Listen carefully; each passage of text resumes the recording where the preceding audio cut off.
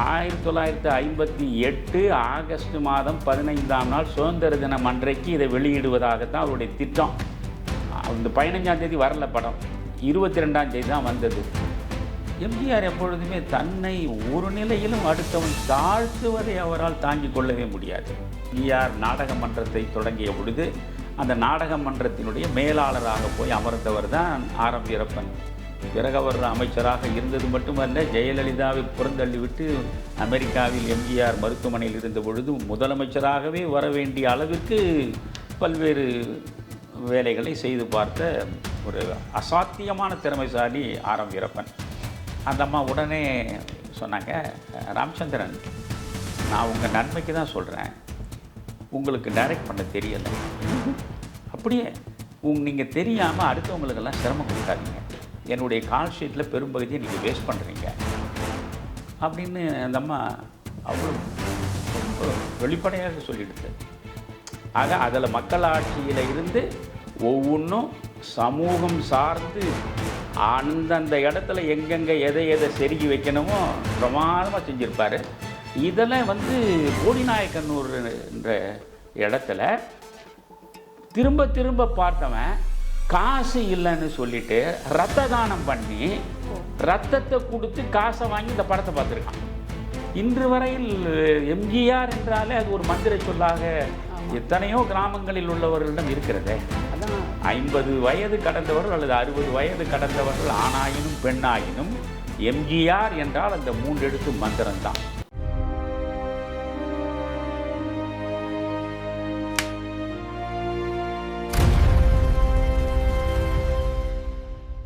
தமிழருவி தர்பார் நேயர்களுக்கு வணக்கம்.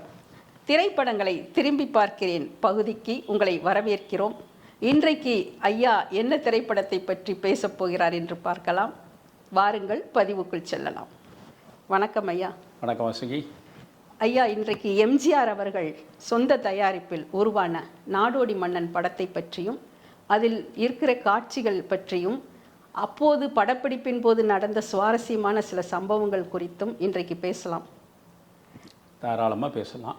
இந்த படத்தை பொறுத்தவரை எம்ஜிஆர் அவர்கள் திரைப்படத்தில் தான் சம்பாதித்த அத்தனை பணத்தையும் போட்டு எடுத்த ஒரு படம் என்று சொல்கிறார்கள்.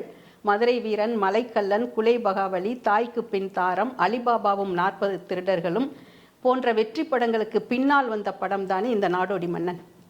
இந்த நாடோடி மன்னன் கதை எப்படி உருவானது? எம்ஜிஆர் அவர்கள் தான் இந்த படம் முழுவதையுமே இயக்கினாரா? நாடோடி மன்னன் படம் 1958 வந்தது. 1954 மலைக்கல்லன் மகத்தான வெற்றியை பெற்ற பிறகு தொடர் வெற்றிகளை எம்ஜிஆர் சந்தித்தார். அதற்கு முன்பு ஏறக்குறைய 11 ஆண்டுகள் 14 படங்களில் துணை பாத்திரங்களில் மட்டுமே நடிப்பவராக அவர் இருந்தார். மிகுந்த சிரமங்களுக்கு இடையே வாழ்க்கையே போராட்டமாக மாறிவிட்ட சூழலில் கொஞ்சமும் சலிப்படையாமல், தயங்கி தேங்கி விடாமல் முயன்று மேலே வருவதற்கு அவர் எல்லா வகையிலும் ஈடுபட்டு அதன் மூலமாக அவர் 1950 மந்திரி குமாரி படம் மூலம் ஒரு பெரிய வெற்றியை சந்திக்கிறார். 1947 தான் முதலில் ராஜகுமாரி படத்தில் அவர் கதாநாயகனாக நடிக்கிறார். அதற்கு பிறகு 3 ஆண்டுகள் இடையிலேயும் குறிப்பிட்டு சொல்கிறார் போல் பெரிய வெற்றிகளை அவர் படங்கள் பெறவில்லை. அதற்கு பிறகு அவருக்கு திருப்பு முனையாக அமைந்தது 1954 வெளிவந்த மலைக்கல்லன் படம். அதை தன்னுடைய நான் ஏன் பிறந்தேன் என்கிற வாழ்க்கை வரலாற்றிலேயே மிக தெளிவாக எழுதுகிறார். மலைக்கல்லன் படம் வந்த பிறகுதான் திரைப்பட உலகத்திலேயே எனக்கென்று ஒரு இடத்தை நான் தக்க வைத்து கொள்ள முடிந்தது. அதற்காக நான் ஸ்ரீராமுலு நாயுடு அவர்களுக்கு என் தனிப்பட்ட நன்றியை செலுத்துகிறேன் என்றே அவர் சொல்கிறார். அதற்கு பிறகு அவர் பின்னால் பார்க்கவே இல்லை. 1954 மலைக்கல்லன் வெற்றி பெற்றது. உடனே 1955 குலேபகாவலி மிகப்பெரிய வெற்றியை பெற்றது. பிறகு 1956 தொடர் வெற்றிகளாக மதுரை வீரன், அலிபாபாவும் 40 திருடர்களும், தாய்க்கு பின் தாரம் 3மே பெரிய வெற்றிகளை பெற்று கொடுத்த நிலையில் பிறகு 1957 அதில் சக்கரவர்த்தி திருமகன், மகாதேவி பெரிய வெற்றி. ஆக எம்ஜிஆர் படம் என்றாலேயே வசூலை அள்ளி கொடுக்கக்கூடிய படங்களாகத்தான் இருக்கும் என்கிற நிலைக்கு அவர் வந்துவிட்டார். ஆனால் மகாதேவி படத்தில் அவருக்கு ஏற்பட்ட சில பிரச்சனைகள், அந்த பிரச்சனைகளின் மூலம் அவருக்கு கிடைத்த சில கசப்பான அனுபவங்கள், அதனால் அவர் என்ன நினைக்கிறார், நாமே ஏன் ஒரு படத்தை இயக்கக்கூடாது என்று அவர் முதலில் யோசிக்கிறார். நாம் ஒரு படத்தை இயக்குவதாக இருந்தால் அந்த படத்திற்கு யார் பணம் போடுவார்கள், அடுத்த கேள்வி. இந்த நிலையிலே தான் பிறகு எம்ஜிஆர் பிக்சர்ஸ் என்று ஒன்றை அவர் தொடங்குகிறார். இது முழுக்க 1958 தான்.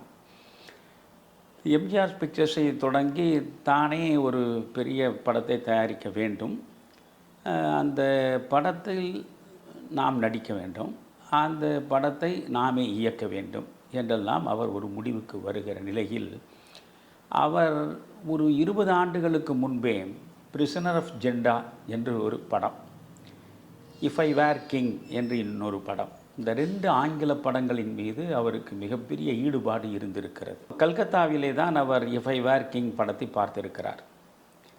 நானும் அரசனானால் அது அவர் உள்ளுக்குள்ளேயே இருந்ததை நீங்கள் மெல்ல மெல்ல பார்க்க வேண்டும். இது ஒரு 20 ஆண்டுகளாக உள்ளத்தில் இருந்திருக்கிறது. இந்த இஃப் ஐ வேர் கிங் கல்கத்தாவில் அவர் பார்த்தபொழுது அவருக்கு வயது 20, நாடோடி மன்னன் படம் எடுக்கிற பொழுது அவருக்கு வயது 41. ஆக ஒரு 20 ஆண்டுகளுக்கு மேல் அவர் உள்ளுக்குள்ளேயே இந்த இஃப் ஐ வேர் கிங் மாதிரி ஒரு படத்தை எடுக்க வேண்டும் என்று நினைத்திருக்கிறார். அதற்கு முன்பு இந்த பிரிசனர் ஆஃப் ஜெண்டா படம் அவரை பெரிதாக பாதித்தது. எனவே அதை நாம் எடுப்பது என்றும் அவர் யோசிக்கிறார். இப்படி இதில் எதை எடுப்பது என்று குழம்பிய நிலையில் ஏற்கனவே எடுத்து மிகப்பெரிய வெற்றியை பெற்ற ஒரு படத்தை நாம் எடுத்தால் இன்னும் அது எளிமையாகவும் இயல்பாகவும் இருக்குமே, சிரமம் அதிகமாக இருக்காதே என்று சிந்திக்கிறார். அப்பொழுது பி.யு. சின்னப்பா இரட்டை வேடத்தில் நடித்து மிகப்பெரிய வெற்றியை மாடர்ன் தியேட்டர்ஸ்க்கு அள்ளி கொடுத்த படம்தான் உத்தமபுத்திரன். அதுதான் தமிழ் திரைப்பட உலகத்தில் முதலாக இரட்டை வேடங்களில் ஒரே நடிகர் நடிக்கிற படம். அது பி.யு. சின்னப்பா தான் நடித்திருக்கிறார். அந்த படத்தை எடுப்பது என்று இவர் முடிவெடுக்கிறார். உத்தமபுத்திரனை நாம் எடுப்போம் என்று ஒரு முடிவெடுக்கிறார். உத்தமபுத்திரன் எம்ஜிஆர் பிக்சர் சார்பாக விரைவில் வெளிவரும் என்பது போல தினத்தந்தி பத்திரிகையில் ஒரு பக்க விளம்பரத்தை இவர் கொடுக்கிறார். அந்த பத்திரிகையை வாங்கி அவர் பார்க்கிற பொழுது அவருக்கு மிகப்பெரிய அதிர்ச்சி. அதே பத்திரிகையில் இன்னொரு பக்கத்தில் சிவாஜி கணேசன் இரட்டை வேடங்களில் உத்தமபுத்திரனில் நடிப்பதாக ஒரு முழு பக்கத்திற்கு விளம்பரம் வந்திருக்கிறது. ஒரே நாளில் ஒரே இதழில் 2 மகத்தான நடிகர்கள் இரட்டை வேடங்களில் ஒரே படத்தில் நடிப்பது போன்று விளம்பரம் வெளிவந்தது. எம்ஜிஆருக்கு அது ஒரு பெரிய அதிர்ச்சியை கொடுத்தது. இருந்தாலும் அதை எடுப்பது என்று அவர் நினைக்கிறார். ஆனால் இதற்கு முன்பே ஏற்கனவே மாடர்ன் தியேட்டர்ஸ் தான் அந்த படத்தை எடுத்தது. அந்த மாடர்ன் தியேட்டர்ஸிடம் வீனஸ் பிக்சர்ஸ் சிவாஜி கணேசனை வைத்து எடுப்பதற்காக அந்த பட உரிமையை பெற்று விடுகிறார்கள். எனவே பட உரிமை இப்பொழுது வீனஸ் பிக்சர்ஸ்க்கு போய்விட்ட பிறகு இவரால் ஒன்றும் செய்ய முடியாது. அந்த நிலையில் இந்த 2 படங்களுடைய விளம்பரமும் ஒரே இதழில் திரைப்பட உலகமே ஒரு அதிர்ச்சியான சூழலில் தான் அதை பார்த்தது. இப்படி 2 பேரும் மோதிக்கொள்கிறார்களே என்பது போல. அப்பொழுது வழக்கம் போல கலைவாணர் என்.எஸ். கிருஷ்ணனிடம் இந்த பிரச்சனை சேர்ந்தது. கலைவாணர் தான் எம்ஜிஆரை போய் பார்த்து, நீ சொந்தமாக ஒரு படத்தை எடுக்கப் போகிறாய், அதனால் நீ எந்த படத்தை வேண்டுமானாலும் எடுக்கலாம்.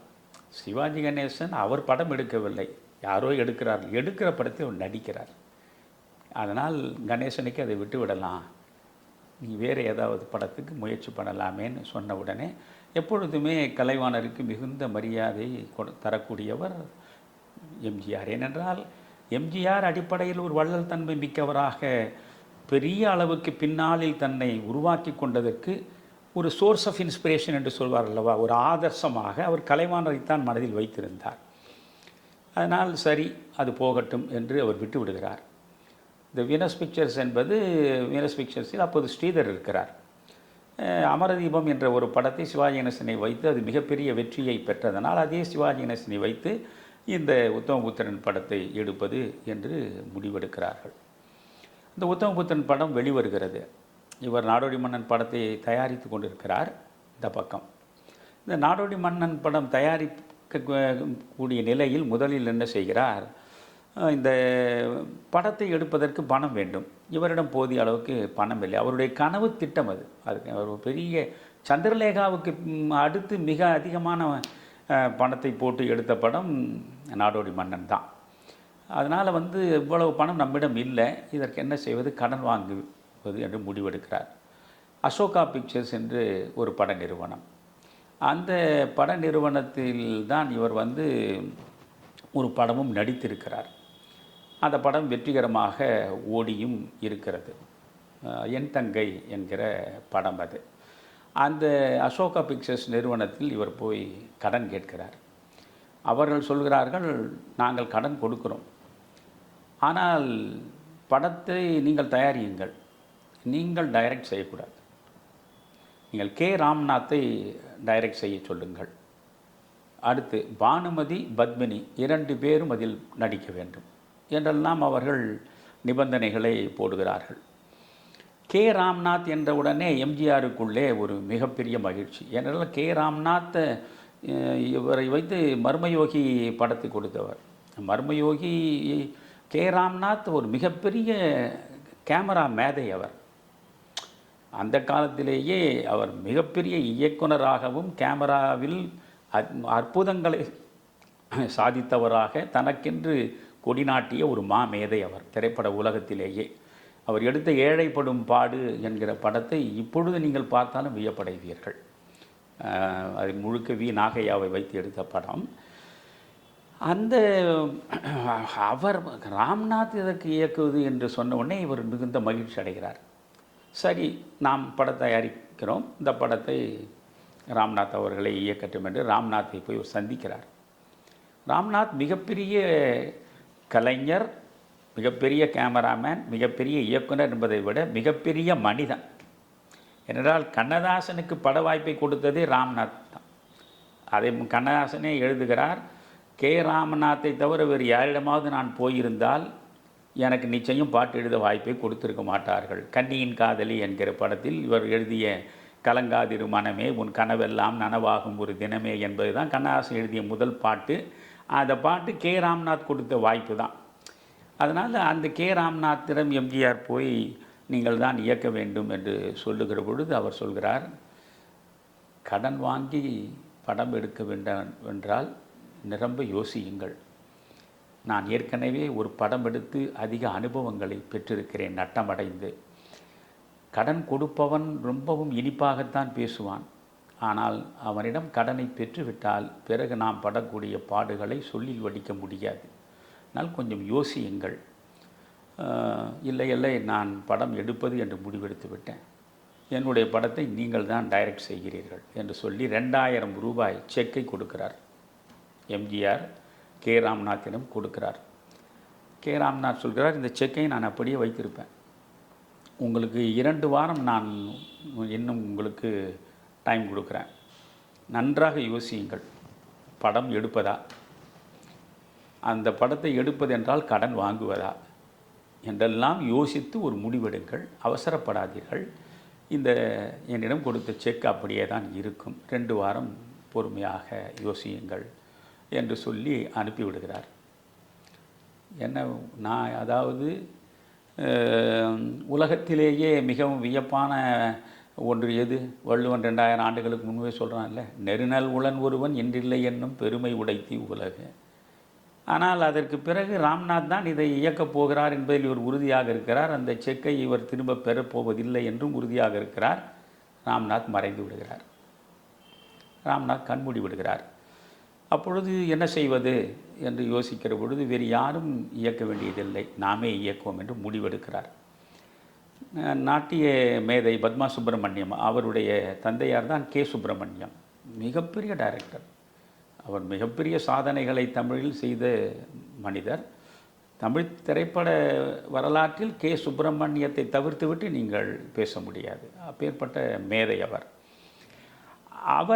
அவர் மீது எம்ஜிஆருக்கு எல்லையற்ற மரியாதை உண்டு. இவர் கே. சுப்பிரமணியத்தை பார்க்கிறார். இதுபோல் நான் ஒரு படத்தை எடுக்கப் போகிறேன், இந்த என்ன பண்ண போகிறீர்கள் என்று கேட்கிற பொழுது, இந்த பிரிசனர் ஆஃப் ஜெண்டா என்று ஒன்று, இஃப் ஐ வேர் கிங் என்பது ஒன்று, இந்த 2 ஆங்கில படங்களையும் அடிப்படையாக வைத்து நம்முடைய தமிழ்நாட்டு மக்களுடைய ரசனைக்கு ஏற்றாற்போல் கதையை மாற்றி எடுப்பது என்று முடிவெடுத்திருக்கிறோம். நான் தான் இயக்கப் போகிறேன், நீங்கள் இதற்கு மேற்பார்வையாளராக இருக்க வேண்டும் என்கிறார்.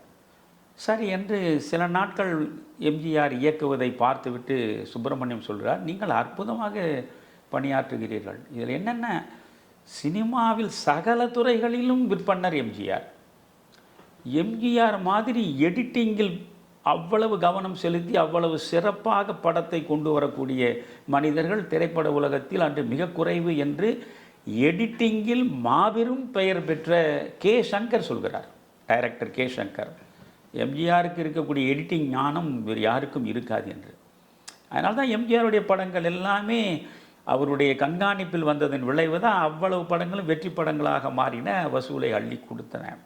இவர் பார்த்துவிட்டு சுப்பிரமணியம் சொல்கிறார், உங்களுக்கு எல்லா துறைகளிலும் மிகப்பெரிய அளவுக்கு அனுபவம் இருக்கிறது, திறமையும் இருக்கிறது, இதில் நான் ஒரு மேற்பார்வையாளனாக இருக்க வேண்டிய அவசியம் இல்லை, நீங்கள் படம் எடுங்கள், மற்றபடி வெளியே இருந்து ஏதாவது உதவி என்றால் நான் செய்கிறேன் என்று சொல்லி விடைபெற்றுக் கொள்கிறார். இவ்வளவு தூரம் வந்து இந்த பிரிசனர் ஆஃப் ஜெண்டாவையும் பிறகு இந்த இஃப் ஐ வேர் கிங் என்ற 2 படத்தையும் வைத்து அதிலிருந்து ஒரு நல்ல கதையை உருவாக்குவதற்கு எம்ஜிஆர் பிக்சர்ஸ் கதை இலாக்கா என்று ஒன்றை, அதில் வித்வான் வே. லட்சுமணன் நீண்ட காலமாக எம்ஜிஆரோடு பயணித்தவர். அதன் பிறகு ஆர்.எம். வீரப்பன் தொடர்ந்து எம்ஜிஆர் நாடக மன்றத்தை தொடங்கிய பொழுது அந்த நாடக மன்றத்தினுடைய மேலாளராக போய் அமர்ந்தவர் தான் ஆர்.எம். வீரப்பன். பிறகு அவர் அமைச்சராக இருந்தது மட்டுமல்ல, ஜெயலலிதாவை புறந்தள்ளிவிட்டு அமெரிக்காவில் எம்ஜிஆர் மருத்துவமனையில் இருந்த பொழுது முதலமைச்சராகவே வர வேண்டிய அளவிற்கு பல்வேறு வேலைகளை செய்து பார்த்த ஒரு அசாத்தியமான திறமைசாலி ஆர்.எம். வீரப்பன். இவர்களெல்லாம் கதை இலாக்காவில் இடம்பெற்றிருக்கிறார்கள். இப்படி பலரையும் சேர்ந்து கதை இலாக்கா அமைக்கிற நிலையில் வசனம் எழுதுவது என்றால், இவருக்கு ஏற்கனவே சில படங்களுக்கு ரவீந்தர் என்பவர் வசனங்கள் எழுதியிருக்கிறார். அதோடு சேர்த்து கண்ணதாசனையும் நாம் சேர்த்து கொள்ளலாம். ஏனென்றால் 1956 மதுரை வீரனில் தான் கண்ணதாசன் முதலாக எம்ஜிஆருக்கு வசனம் எழுதுகிறார். அது மாபெரும் வெற்றியை பெற்றது. அதில் வசனம் என்பது எம்ஜிஆரை அந்த அளவுக்கு ஈர்த்து விட்டது. அதனால் கண்ணதாசன் இந்த படத்திற்கும் வசனம் எழுதட்டும் என்று சொல்கிறார். நீங்கள் ஒன்று யோசிக்கணும், கண்ணதாசனே அந்த சினிமா சந்தையில் 30 ஆண்டுகள் என்ற ஒரு அனுபவங்களை சொல்கிற பொழுது எம்ஜிஆரை பற்றி இதை சொல்வார். இந்த நாடோடி மன்னன் படத்திற்கு நானும் நண்பர் ரவீந்திரனும் வசனம் எழுதினோம். 2000 பக்கங்களுக்கு நான் அந்த படத்திற்காக வசனம் எழுதியிருக்கேன். ரவீந்தர் 2000 பக்கங்கள் வசனம் எழுதியிருக்கார். அந்த ஏன் 2000 பக்கம், அவர் 2000 பக்கம், மொத்தம் 4000 பக்கம் வசனம். அது இன்றைக்கி ஒரு காட்சியை சொல்லுவார், இதை போய் நீங்கள் நல்லா எழுதிட்டு வாங்கன்னுவார். நாம் ரொம்ப சிரமப்பட்டு எழுதி கொண்டு போனால் உடனே அந்த காட்சியை தூக்கி போட்டுட்டு வேறு ஒரு காட்சியை அவர் யோசித்து சொல்வார், இதற்கு நீங்கள் எழுதி கொண்டு வாருங்கள். இப்படி வந்து அந்த படம் இதுவரையில் தமிழில் யாரும் செய்யாத ஒரு படமாக இருக்க வேண்டும் தன்னுடைய இயக்கத்தில் என்று பார்த்து பார்த்து பார்த்து ஒரு சிற்பத்தை எவ்வளவு நுணுக்கமாக செதுக்குவானோ அது போன்று செதுக்குவதற்கு அவர் முயன்று இந்த படத்தை அவர் உருவாக்க தொடங்கினார். இதுதான் இந்த நாடோடி மன்னன் என்கிற படம் உருவாவதற்கான பின்புலம். இந்த படத்தினுடைய படப்பிடிப்பின் போது பானுமதிக்கும் எம்ஜிஆர் அவர்களுக்கும் இடையே கருத்து வேறுபாடு ஏற்பட்டு இந்த படத்தின் பாதி படப்பிடிப்பிலேயே அவர்கள் விலகிவிட்டார்கள் என்று சொல்கிறார்களே, அதை பற்றி உங்கள் கருத்து என்ன? அதாவது இதற்கு முன்பே வந்து எம்ஜிஆரும் பானுமதியும் முதல் முறையாக மதுரை வீரன் படத்தில் தான் அவர்கள் ஜோடி சேர்கிறார்கள். அந்த படம் மாபெரும் வெற்றியை பெறுகிறது. அதற்கு பிறகு தேவர் பிலிம்ஸினுடைய தாய்க்கு பின் தாரத்தில் அவர்கள் நடிக்கிறார். அதுவும் மாபெரும் வெற்றியை பெறுகிறது. எனவே எம்ஜிஆர் பானுமதி ஒரு வெற்றிகரமான ஜோடி என்கிற அளவுக்கு திரைப்பட உலகமே இந்த இருவரும் நடிப்பதாக இருந்தால் எவ்வளவு பணத்தையும் முதலீடு செய்வதற்கு தயார் என்கிற இடத்திற்கு வந்துவிட்டது. எம்ஜிஆருக்கும் பானுமதிக்கும் அதான் இப்பொழுது சொல்கிற கெமிஸ்ட்ரி, அந்த கெமிஸ்ட்ரி சரியாக ஒர்க் அவுட் ஆனது நடிப்பை பொறுத்த வரையில். எம்ஜிஆருக்கு பானுமதியினுடைய நடிப்பின் மீதும் அவருடைய திறமையின் மீதும் எல்லையற்ற மதிப்பு உண்டு. எம்ஜிஆர் முதல்வராக இருக்கும் பொழுது கூட இந்த இயலிசை நாடக அமைப்புக்கு பானுமதியை வரவழைத்து தலைவராக போட்டு அழகு பார்த்தவர். பானுமதிக்கு எம்ஜிஆர் மீது ஒரு பெரிய மரியாதையும் உண்டு. ஆனால் பானுமதி எம்ஜிஆர் உபபாத்திரங்களில் நடித்து கொண்டிருந்த பொழுது சின்னப்பாவுக்கு ஜோடியாக நடித்தவர் ரத்னகுமாரில் பானுமதி. அந்த ரத்னகுமாரில் உபபாத்திரத்தில் தான் எம்ஜிஆர் நடித்திருக்கிறார். எப்பொழுதுமே பானுமதி ஒரு எக்ஸென்ட்ரிக், ஒரு தன் போக்கில் எதையும் செய்யக்கூடியவர். அதனால் அவரை கட்டுப்படுத்த முடியாது. ஒரு கட்டுப்பாட்டுக்கு உட்பட்டு வளைந்தும் நெளிந்தும் இருக்கக்கூடிய இயல்பு பானுமதியிடம் கிடையாது. அந்த நிலையில் மிஸ்டர் ராமச்சந்திரன் என்று தான் அவர் கூப்பிடுவார். எல்லாரும் எம்ஜிஆர் வருகிற பொழுது எழுந்து நிற்பார்கள். எம்ஜிஆரை சின்னவர் என்று தான் சொல்லுவார்கள். ஏனென்றால் பெரியவர் அவங்க அண்ணன் எம்ஜி சக்கரபாணி. இந்த ஒரே ஒரு பெண்மணி தான் 2 பேர் தான் அவருடைய பெயரை சொல்லுவாங்க. அதாவது மிஸ்டர் கூட போடாமல் ராமச்சந்திரன் என்று சாதாரணமாக பானுமதி கூப்பிடுவார். சந்திரபாபு மிஸ்டர் ராமச்சந்திரன் தான் பேசுவார். அவர் ஒரு நாள் எம்ஜிஆர்னு சொல்ல மாட்டார். அதனால் அவருக்கும் 2 பேருக்கும் இடையில் நடந்த கதைகள்லாம் அதை விட்டுருவோம். ஆக சந்திரபாபு மிஸ்டர் ராமச்சந்திரன் பேசுவார். இந்த அம்மா ராமச்சந்திரன் தான் பேசுவாங்க. இந்த படம் தொடங்குவதற்கு முன்னே இவர்கள் நடித்த 2 படங்கள் பெரிய வெற்றியை பெற்றிருக்கின்றன. புகழ்பெற்ற ஜோடியாக இவர்கள் உருவாகிவிட்டார்கள். அப்பொழுது பானுமதி அவருடைய கணவர் ராமகிருஷ்ணா அவர்கள் சொந்தமாக பட நிறுவனமும் வைத்து பட தயாரிப்பில் ஈடுபட்டிருந்தார்கள். அவர்கள் இந்த பிரிசனர் ஆஃப் ஜெண்டாவை அடிப்படையாக வைத்து ஒரு படம் எடுப்பது என்று முடிவெடுத்திருந்தார்கள். இப்போ இவர் இந்த நாடோடி மன்னனுடைய பின்புலமாக இருப்பது இந்த பிரிசனர் ஆஃப் ஜெண்டா தான். இது ஏறக்குறைய இந்த அம்மையார் எடுக்க போகிற படமும் இவர் எடுக்க போகிற படமும் ஒரே மாதிரியாக இருக்க போகிறது என்கிற பொழுது என்ன செய்வது என்று குழப்பம். ஏற்கனவே இவர் உத்தமபுத்திரன் நடிக்க நினைத்தார். அதிலேயே சிவாஜி கணேசன் நடிக்கிறார் என்பதற்காக இவர் பின்வாங்கிவிட்டார். இப்பொழுது இந்த பிரிசனர் ஆஃப் ஜெண்டாவை வைத்து நாம் செய்யலாம்னு இவர் கதையை ஒழுங்குபடுத்தி வைத்திருக்கிறார். அதே கதையை பின்புலமாக வைத்து அந்த அம்மையார் படம் எடுக்கப் போகிறார் என்று செய்தி வருகிறது. பிறகு அவரே பானுமதியிடம் இதை பற்றி பேசுகிறார். அப்பொழுது அவர் சொல்கிறார், அம்மா நீங்கள் எடுக்கிற கதையை நீங்கள் எடுங்க, நான் பிரிசனர் ஆஃப் ஜெண்டா கதையை அப்படியே எடுக்க போகிறது இல்லை. அதாவது ஒரு சாதாரண குடிமகன் அவன் ஒரு அரசனாக வருகிற அந்த ஒரு பகுதியை மட்டும்தான் நான் எடுத்துக்க போகிறேன். மற்றபடி அந்த கதையில் உள்ள எல்லாவற்றையும் நாங்கள் அப்படி பின்பற்ற போகிறதில்ல. அதனால் நீங்கள் தாராளமாக நீங்கள் பண்ணுங்க அப்படின்னு இவர் சொல்லிடுறார். ஆனால் என்ன காரணம், அந்த அம்மா பிறகு அந்த கதையை எடுக்கிற முயற்சியை விட்டுறாங்க. கைவிட்டுட்டு முழுமையாக இந்த படத்திலே அவங்க நடிக்கிறாங்க. என்ன பிரச்சனை வருகிறதுனா, நான் தான் சொன்னேனே, இவர் திடீரென்று காட்சிகளை மாற்றுவார். இப்பொழுது ஒரு காட்சியை எடுக்க போகிறோம் என்று சொல்லுவார். பிறகு ஷூட்டிங் ஸ்பாட்டில் வந்த உடனே இல்லை இந்த காட்சியை இப்படி வைக்கலாம்னு சொல்லிட்டு திடீர்னு மாற்றுவார். இப்படி அவர் வசனகர்த்தாவிலிருந்து ஒவ்வொருவரையும் கசக்கி பிழிந்து தான் அவர் போக்கில் அந்த படத்தை எடுக்க முயல்கிறார். ஒரு 40 நாளில் எடுக்கக்கூடிய ஒரு படம் ஏறக்குறைய ஒரு 160 நாட்களுக்கு மேல் அவர் இந்த படத்திற்கு செலவழித்திருக்கிறார் எம்ஜிஆர். அவ்வளவு சிரமங்களை அந்த படத்தில் அவர் அடைந்திருக்கிறார். இந்த பானுமதியை பொறுத்தவரையில் அவர் மிகவும் புகழ்பெற்ற நடிகை. தமிழிலும் சரி தெலுங்கிலும் சரி அவர் நம்பர் 1.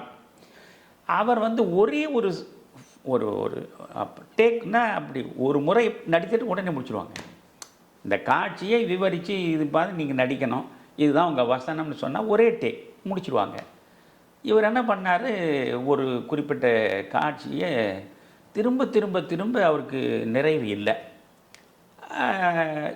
இன்னொரு முறை நீங்கள் ரீடேக் பண்ணலாம், அப்புறம் இன்னொரு முறை நீங்கள் ரீடேக் பண்ணலாம். இப்படி ஒரு 5, 6, 7, 8 முறை இப்படி திரும்ப திரும்ப அந்த அம்மாவை நடிக்க சொன்னது அந்த அம்மா எரிச்சல் அடைஞ்சிட்டாங்க.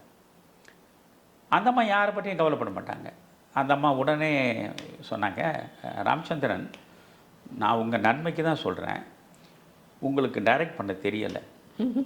அப்படியே உங்களுக்கு டைரக்ட் பண்ண தெரியல. ஏற்கனவே கே. சுப்பிரமணியம் அவர் மிகப்பெரிய மேதை, அவர் இங்கே இருந்தார், அவரையும் வேண்டான்னு விட்டுட்டு இப்போ நீங்களே பண்ணுறீங்க. நீங்கள் தெரியாமல் அடுத்தவங்களுக்கெல்லாம் சிரமம் கொடுக்காதீங்க. என்னுடைய கால் ஷீட்டில் பெரும்பகுதியை நீங்கள் வேஸ்ட் பண்ணுறீங்க. அதனால் வந்து நீங்கள் டைரக்டரை மாற்றுங்க, இல்லை என்னை விட்டுடுங்க அப்படின்னு அந்த அம்மா அவ்வளோ ரொம்ப வெளிப்படையாக சொல்லிடுது. எம்ஜிஆர் எப்பொழுதுமே தன்னை ஒரு நிலையிலும் அடுத்தவன் தாழ்த்துவதை அவரால் தாங்கிக் கொள்ளவே முடியாது. எப்போவுமே அவர் இப்படி தான் இருப்பார். அவரை இப்படி இந்த பெண்மணி எல்லார் நடுவே நம்ம மிக வெளிப்படையாக நீ டைரக்ட் பண்ணுறது, அவர் கனவே படத்தை தயாரித்து இயக்கி வெற்றி கொடி நாட்ட வேண்டும் என்பது தான். அடிமடியிலேயே கை வைப்பது போல் இந்த படத்தை நீங்கள் டைரக்ட் பண்ணாதீங்க, உங்களுக்கு அதுக்கு போதாமை, எங்கள் உயிரெல்லாம் வாங்குற மாதிரி இருக்கு, விட்டுடுங்கன்னு உடனே அவர் ஒரு அழகாக சொல்லிட்டார். இல்லை நீங்கள் விருப்பம் இல்லைன்னா நீங்கள் விட்டுடுங்கம்மா அப்படின்னாரு. உடனே அந்த அம்மா ஓகே பாய் அப்படின்ட்டு போயிடுச்சு. அதனால் என்ன ஆச்சுன்னா இந்த படம் வந்து நீங்கள் பார்த்தீங்கன்னா ஏறக்குறைய 19,853 அடி நினைக்கிறேன். 20,000 அடிக்கு கிட்ட படம். இப்போ நீங்கள் ஒரு படம்னா 12,000 அடிக்கு மேலே இருந்தால் எவனும் பார்க்க மாட்டான். அந்த காலத்து 22,000 அடி படங்கள் எல்லாமே வழக்கமாக வரும். இது வந்து ஒரு 20,000 அடிக்கு கிட்ட இந்த படம். அதில் 7,000 அடி கேவா கலரில் சரோஜாதேவியோட வருகிறது, அது பின்னால் பேசுவோம். அப்போது இது வந்து இந்த அம்மா நடித்த பகுதி எப்பொழுதும் நீங்கள் பாருங்கள், பானுமதி ஃப்ரேமில் வர இடமெல்லாம் அற்புதமாக இருக்கும். அந்த அம்மாவுடைய அந்த முகபாவங்கள், அந்த குறும்புத்தனம், சந்திரபாபுவிடம் அந்த அம்மா நடந்து கொள்ளும் விதம், அது எல்லாமே ரொம்ப ரொம்ப அற்புதமாக அந்த அம்மா பண்ணியிருப்பாங்க அந்த படத்தை பொறுத்தவரையிலும். அப்போ இவர் என்ன பண்ணிட்டார், இந்த அம்மா இந்த மாதிரி சொன்ன பிறகு இந்த அம்மா இந்த படத்தில் இனி இருப்பது சரியில்லைன்னு கதையே மாற்றுறாரு. அந்த அம்மா போகிற போது பின்னால் அதெல்லாம் கொஞ்சம் ட்ரிக் ஷாட்டெல்லாம் வச்சு இந்த அம்மா குதிரைகள் போகிற போது பின்னால் நம்பியார் கத்தி எடுத்து அடித்து அந்த அம்மா வந்து காயப்பட்டு மரணப்படுக்கையிலேருந்து அந்த அம்மா இறக்குது மாதிரி முடிச்சுடுவார். ஆனால் அங்கே வந்து ஒரு தன்னுடைய இயக்குனர் திறமையை மிக அழகாக வெளிப்படுத்தியிருப்பார். அங்கே பானுமதி அந்த மரணத்தை தழுவுகிற அந்த காட்சியின் போது இப்படி ஒரு படத்தை காட்டுவார். அங்கே சுவரில் ஒரு மாட்டப்பட்டிருக்க ஒரு சித்திரம். அந்த சித்திரத்தில் 2 மான்கள், ஆண்மான் பெண்மான், அம்பு பட்டு பெண்மான் விழுந்து கிடக்கும், கண்கலங்கிய நிலையில் ஆண்மான் அதை பார்க்கும். அதை அப்படியே கொண்டு போய் அந்த காட்சியை முடிப்பார். அதெல்லாம் வந்து அந்த காலத்தில் உண்மையிலேயே அதற்கான சிந்தனையும் அதற்கான ஆற்றலும் இருந்தால் தான் இதையெல்லாம் யோசிக்க முடியும். அதோட பானுமதியை அவர் முடிச்சிட்டார். ஆக பானுமதிக்கும் அவருக்கும் நல்ல உறவு இருந்தது. அதற்கு பிறகு அவர்கள் சேர்ந்து நடிக்கிறது இல்லை என்றாலும் போயிடுச்சு. அது அந்த முதற் பாதி படத்தை பானுமதி அவர்களை வைத்து எடுத்த பின்பு பிற்பகுதி படத்தை வந்து சரோஜாதேவியை வைத்து எடுத்திருக்கிறார்கள் இல்லையா? சரோஜாதேவியின் நடிப்பு இந்த படத்தில் உங்களுக்கு எப்படி உங்களை கவர்ந்தது? எந்த அளவிற்கு அவருடைய நடிப்பாற்றல் இந்த படத்தில்? இல்லை, அதாவது பானுமதிக்கு பக்கத்துலலாம் நிற்க முடியாது சரோஜாதேவி. நீங்கள் அந்த படத்தையே பார்த்தாலே பானுமதியினுடைய நடிப்பு என்ன ஐயோ! அதில் நீங்கள் முதல் காட்சி பானுமதியும் எம்ஜிஆரும் சந்திக்கிற காட்சியிலேருந்து நீங்கள் ஒவ்வொரு காட்சியாக நான் ரசித்த காட்சியை பற்றி கேட்டால் நான் அப்புறம் அதெல்லாம் சொல்கிறேன். சரோஜாதேவி பொறுத்தவரை இப்போ அம்மா பானுமதி அம்மா இந்த மாதிரி கோவப்பட்டு வெளிப்படையாக அவரிடம் கருத்து வேறுபாடு கொண்டு விலகிட்ட நிலையில் இவர் யோசிக்கிறார். பிறகு கதையே மாற்ற வேண்டியதாக இருக்குது. அப்புறம் இவர்கள் உட்கார்ந்து மண்டையை பிச்சுக்கின்னு பிறகு இந்த கதையினுடைய வடிவத்தை எல்லாம் மாற்றி அமைக்கிறாங்க. இங்கேருந்து படம் வந்து ரத்தனபுரியிலிருந்து கன்னித்தீவுக்கு கதை மாறுவது போல காட்சிகளை உருவாக்குறாங்க. அப்போது யாரை நடிக்க வைப்பதுன்னு ஒரு யோசனை வருது. சின்ன அண்ணாமலை அவர் ஒரு மாபெரும் தியாகி, சுதந்திர போராட்டத்தில் ஈடுபட்டு மிகப்பெரிய அளவுக்கு தியாகியாக இருந்தவர். சிறை கூடத்தில் இருந்த அவரை வெளியே கொண்டு வருவதற்கு பொதுமக்களே சிறை கூடத்திற்கு சென்று சிறை கம்பிகளை உடைத்தவரை வெளியே கொண்டு வந்தாங்க. அப்பேற்பட்ட மனிதர் அவர். பேசுவதில் வந்து நகைச்சுவை ததும்ப அவரை மாதிரி பேசுவதற்கு ஆள் கிடையாது. குட்டி கதைகள் சொல்லி சொல்லி மக்களை மகிழ்விப்பதில் அவருக்கு ஈடு இணையே கிடையாது. அவர் மிகப்பெரிய மனிதர். அவர் காங்கிரஸில் இருந்தார். அதுக்கு பிறகு மாப்போசிக்கு நெருக்கமாக இருந்தார். சிவாஜி கணேசனுக்கு மிக நெருக்கமாகி அகில இந்திய சிவாஜி ரசிகர் மன்றத்தை உருவாக்கி அதற்கு அவர் தான் தலைவராகவும் இருந்தார். அவருக்கும் எனக்கும் மிக நெருங்கிய பழக்கம் உண்டு. அவர் சிவாஜிக்காக ஒரு பத்திரிகை நடத்தினார், சிவாஜி ரசிகன் என்று. அந்த பத்திரிகையில் என்னை அவர் துணை ஆசிரியராக இருக்கும்படி ரொம்ப அன்போடு அழைத்தார். நான் அதை மறுத்து விட்டேன். அது விடுங்க. அந்த சின்ன அண்ணாமலை வந்து பிஆர் பந்துவோடு சேர்ந்து தங்கமலை ரகசியம்னு ஒரு படம் எடுக்கிறாங்க. அந்த தங்கமலை ரகசியத்தில் அப்படியும் ஒரு நடன காட்சியில் வருபவர் தான் சரோஜாதேவி. அதாவது வாழ்க்கை எந்த நேரத்தில் யாருக்கு எப்பேற்பட்ட வாய்ப்புகளை உருவாக்கி கொடுக்கும் என்பதெல்லாம் நினச்சா வியப்பாக இருக்கும். சாதாரணமாக இந்த ஒரு நாட்டியத்துக்கு வந்து போகிற அந்த பெண்ணை இந்த கே சுப்பிரமணியத்துடைய மகள் பத்மா சுப்பிரமணியத்திடம் இந்த சரோஜாதேவி பெங்களூர்லேருந்து வந்து இந்த அம்மாவுடைய நாட்டிய பள்ளியில் தான் அவங்க இருக்காங்க. பத்மா சுப்பிரமணியன் தான் சின்ன அண்ணாமலை பார்த்து, நீங்கள் ஒரு படம் எடுத்துகிட்டு இருக்கீங்க இல்லையா, இந்த படத்தை ஏதாவது ஒரு வாய்ப்பு கொடுங்களேன் அப்படின்னு சொல்கிறாங்க. அதனால் பந்துலு வச்சு, பந்துலும் கன்னடத்துக்காரரு, இந்த அம்மாவும் கன்னடம் தான். அதனால் சரி அவருக்கு ஒரு வாய்ப்பு கொடுத்தா. ஏற்கனவே இந்த அம்மா கன்னட படங்களில் 1-2 படங்கள் வேறு நடிச்சிருக்காங்க. வாய்ப்பை கொடுத்தாங்க. இந்த ஒரு சீனை வந்த இவர் அப்போது யோசிக்கிறார், இந்த பெண் இப்போ வந்து கருப்பாக தான் இருக்கா, ஆனால் இந்த அம்மா அவனுடைய அந்த தோற்றம் அது இதெல்லாம் பார்க்குறது பின்னால் இந்த பெண்ணை ஒரு பெரிய நடிகையாக வருவாளோன்னு முதலே கணக்கு போட்டுறாரு சின்ன அண்ணாமலை. அதனால் ஒரு 3 படத்துக்கு நீங்கள் தொடர்ந்து என்னாண்ட நடிக்கிறீங்க, நான் அவங்க வச்சு படம் எடுக்கிறேன் அப்படின்னு அந்த அம்மாவோட பேசி ஒரு அற்ப தொகையை 500 ரூபாய் போல் இருக்கு வச்சுங்க, இதை கொடுத்து ஒரு கான்ட்ராக்டை போட்டுக்கிறாரு. போட்டுக்கின்னு அந்த படம் தான் திருடாதே. அது பின்னால் வந்த படம்னு வச்சுங்களேன். முறைப்படி பார்த்தா திருடாதே தான் நாடோடி மன்னன் முன்னால் வந்திருக்கணும். புரியுதா? நீங்கள் வந்து நாடோடி மன்னன் படம் வந்து திருடாதே வருவதற்கு முன்னையே அந்த அம்மா வந்து நாடோடி மன்னனில் அறிமுகம் ஆனாங்க. அறிமுகம் ஆனதுக்கு காரணம் சின்ன அண்ணாமலை மூலமாக வந்தது தான். சின்ன அண்ணாமலை சொல்கிறாரு, திருடாதே படம் நம்ம எடுக்கிறது முடிவு பண்ணுறாங்க. முதல்ல சமூக படங்களில் ஒரு பேண்ட் ஷர்ட் போட்டுக்கின்னு நடிக்கணுன்றத பரிந்துரை செய்ததே சின்ன அண்ணாமலை தான். அவர் எம்ஜிஆரிடம் பேசிக்கொண்டு அப்புறம் சக்கரவர்த்தி திருமகள் என்கிற படத்தை எடுத்துக்கொண்டிருக்கிறார்கள் பாணியலகண்டன் டைரக்ஷனில். அந்த படம் நன்றாக ஓடிய படம் தான். அந்த படத்தின் இடைவேளையில் எம்ஜிஆரிடம் சின்ன அண்ணாமலை பேசுகிறாரு, இது மாதிரி ராஜாராணி படத்திலே நீங்கள் ரொம்ப காலமாக நடிக்க முடியாது, காலம் மாறுது, மக்களுடைய ரசனையும் மாறுது, அதனால் நீங்கள் சமூக படங்களில் நடிக்கணும், பேண்ட் ஷர்ட்டை போட்டு நடிக்கணும், முதல்ல உங்கள் முடிய அலங்காரத்தை எல்லாம் மாற்றணும். இவ்வளோ பெரிய இது கிருதா மாதிரி வச்சுருப்பார் இல்லையா, பாகவதர்லேருந்து அப்போல்லாம் இப்படி ஒரு கிருதா மாதிரி தான் இருக்கும். அதனால் முடி அலங்காரம்லாம் மாற்றணும், மாற்றி நீங்கள் பண்ணணும்னு அவர் ஒரு ஆலோசனை சொல்கிறார். இப்போ சொல்கிறாரு, இப்படி சமூக படங்கள் நடிக்கிறது நானும் யோசிக்கிறேன், ஆனால் அது பொருந்தி வரலை எனக்கு. இல்லை, நான் வந்து பாக்கெட் மார்னு ஒரு படம், ஹிந்தி படம் எனக்கு, அந்த படத்துடைய உரிமையை வாங்கி வச்சுருக்கிறேன், அந்த படத்தை நாம் தமிழில் எடுக்கலாம், நீங்கள் அதில் நடிங்க, அது முழுக்க சமூகம் சார்ந்த படம், பேண்ட் ஷர்ட் போட்டுக்கின்னு நீங்கள் தொப்பி கோட்டு சூட்டு பேண்ட்டு ஷர்ட்லாம் போட்டு நீங்கள் கொள்றீங்க, அந்த படத்தை நீங்கள் நடிக்கணும்னு சொல்லிட்டாரு. சரி, அதுக்கு கதாநாயகி யாரை பண்ணுறதுன்னு அப்போ எம்ஜிஆரே சொல்கிறாரு, ஒரு புகழ்பெற்ற நடிகையாக இருந்தால் உடனுக்குடனே கால் ஷீட் வாங்குறதுலாம் சிரமம், அதனால் ஒரு ரொம்ப நாள் நீங்கள் வேறு கடன் வாங்கி எல்லாம் இப்போ படம் எடுக்க போகிறீங்க, கொஞ்சம் நாள்லாம் வேறு ஆகும் இல்லையா, அதனால் புதுமுகமாக யாராவது இருந்தால் கூட நீங்கள் கதாநாயகியாக நடிக்க வைக்கலாம், எனக்கு அதில் ஒன்றும் பிரச்சனை இல்லைன்னு எம்ஜிஆர் சொல்கிறார். அப்போ இல்லை, ஏற்கனவே ஒரு பெண் இருக்குது, நீங்கள் வேணும்னா அவங்கள இந்த ரஷ் பார்க்குறீங்கன்னா பாருங்கள், ஏற்பாடு பண்ணுறேன்.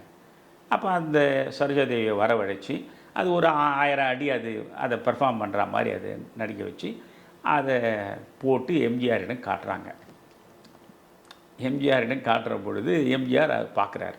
இப்போ பக்கத்தில் உட்காந்து அவரோட பார்க்குறோம். ஒருத்தன் சொல்கிறான், இது பொண்ணு ரொம்ப கருப்பாக இருக்குது, இது எப்படி சரியாக வரும்னு ஒருத்தர் சொல்கிறார். இன்னொருத்தர் சொல்கிறான், இந்த பொண்ணு நடக்கும்போது கொஞ்சம் தாங்கி தாங்கி நடக்கிற மாதிரி தெரியுது அப்படின்னு இன்னொருத்தன் சொல்கிறான். அதாவது இந்த பெண்ணை நிராகரிக்கிற மாதிரி தான் சொல்கிறேன். எம்ஜிஆர் ஒன்றுமே சொல்லாமல் பேசாமல் இருக்கார். அப்புறம் என்ன எம்ஜிஆர் ஒன்றும் சொல்லலையேன்னு எல்லாரும் பார்க்குறப்ப அப்புறம் எம்ஜிஆர் சொல்கிறாரு, நீங்கள் தாங்கி தாங்கி நடக்கிற மாதிரி அந்த பெண்ணை பற்றி சொல்கிறீங்க, ஆனால் அதுவே ஒரு கவர்ச்சியாக தான் தெரியுது எனக்குன்ட்டார். அந்த பெண்ணு நடக்கிறதுலே ஒரு கவர்ச்சி இருக்கு, இந்த பெண்ணை இப்போ நீங்கள் போடலாம்ட்டார். ஆக திருடாதே படத்தில் தான் சரோஜாதேவி முதலில் நடிப்பதற்கு ஒப்பந்தமாகினார். புரியுதுங்களா? அதுக்கு 5000 ரூபாய், அதாவது சரோஜாதேவியோடைய அம்மாவுக்கு காசு தான் குறி. அது வந்து அந்த படத்தை ஏஎல் சீனிவாசன், கண்ணதாசனுடைய அண்ணன், அவர் தான் அந்த படத்தை எடுக்கிறார். ஏஎல் சீனிவாசன் இந்த படத்துக்கு 5000 ரூபாய் பேசி கொடுக்குறாங்க. ஏன்னா என் பெண்ணுக்கு 5000 ரூபாய் தான் கொடுக்குறீங்க, இன்னும் ஒரு 1000 ரூபாய் கொடுங்க அப்படின்னு அந்த அம்மா சொல்லுது. உடனே ஏஎல் சீனிவாசனுக்கு கோவம் வருது. உன் பொண்ணு ஒரு புதுமுகம், இது வரைக்கும் ஒரு 2-3 டான்ஸ் தான் அப்படி ஆடிடுது, இதை எடுத்த உடனே ஒரு கதாநாயகி ஆக்குறோம், அதுவும் எம்ஜிஆருக்கு ஜோடி ஆக்குறோம், விருப்பம் தான் நடிகை இல்லைன்னா போங்கன்னு சொன்ன பிறகு செட்டில் ஆகிட்டு அதை நடிக்க ஆரம்பித்தது. இதுக்கு நடுவில் எம்ஜிஆர் வந்து இன்பக்கனவுன்னு நாடகத்தை சீர்காழியில் நடிக்கிற பொழுது குண்டுமணியை தூக்கி அது விழுந்து அவருடைய கால் எலும்பு முறிஞ்சு போகுது. அவர் வழக்கமாக இந்த இன்பக்கனவு வந்து தொடர்ந்து பல இடங்களில் வெற்றிகரமாக அவர் எம்ஜிஆர் நாடக மன்றத்தின் மூலம் நடந்தது. பிரமாதமாக அந்த தூக்குவார் அவரை.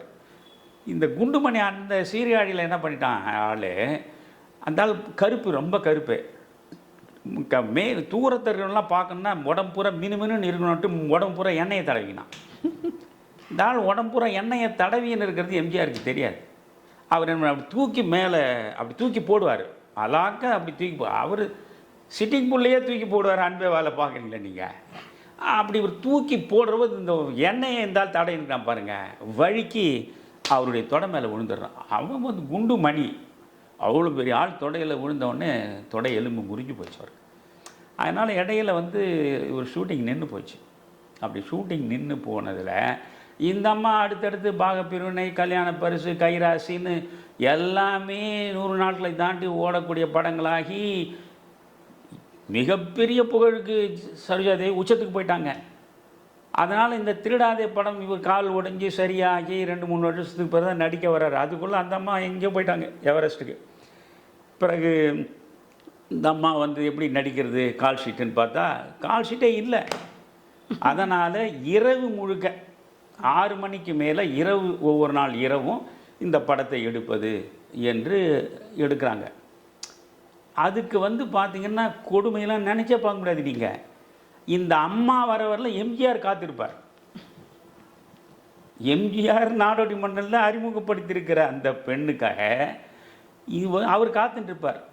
இந்த அம்மா வேறு ஒரு இதில் நடிச்சு, அதுவும் குறிப்பாக சிவாஜி கணேசனுடைய விழிவெள்ளி படம் ஒரு பக்கத்தில் ஒரு ஸ்டுடியோவில் இருக்குன்னா அந்த படத்தில் நடிச்சுருந்து அது கொஞ்சம் தாமதமானால் அங்கேருந்து அடித்து பிடிச்சி இங்கே வர்றது, அது வரைக்கும் இவர் காத்துன்னுப்பார். மன்னிக்கணுங்க இப்போ கொஞ்சம் தாமதம், ஆமாம்மா நீ பெரிய நடிகை ஆகிட்டே இல்லையா அப்படின்னு அவர் சொல்லி மனத்தாங்கள் உள்ளே இருந்தாலும் சரி அந்த அம்மா வந்துட்டாங்க. இப்படி வந்தது தான் சரோஜாதேவியுடைய சரித்திரமே சொல்லிட்டேன் உங்களுக்கு. அதனால் சரோஜாதேவி இந்த படத்தில் வந்தது என்பது சரோஜாதேவியினுடைய அதிர்ஷ்டம் என்பதை தவிர வேறு எதையும் சொல்ல முடியாது. அதில் அந்த கன்னித்தீவில் முதல்ல எடுத்த உடனே மானை தேடி மச்சான் வரப்போகிறான்ற பாட்டில் தான் அந்த அம்மா அறிமுகமாவாங்க. ரொம்ப நிறைய காட்சிகள்லாம் ஒன்றும் கிடையாது. அது அந்த அம்மாவுக்கு தமிழ் வேறு அப்போ சரியாக வராது. அதனால் அது ரொம்ப கொச்சை தமிழாக இருக்கும், வசனமே அதிகமாக இல்லாமல் அந்த பெண்ணுடைய ஒரு தோற்ற பொலிவை மட்டும் வச்சு ஒரு புதுமுகம்.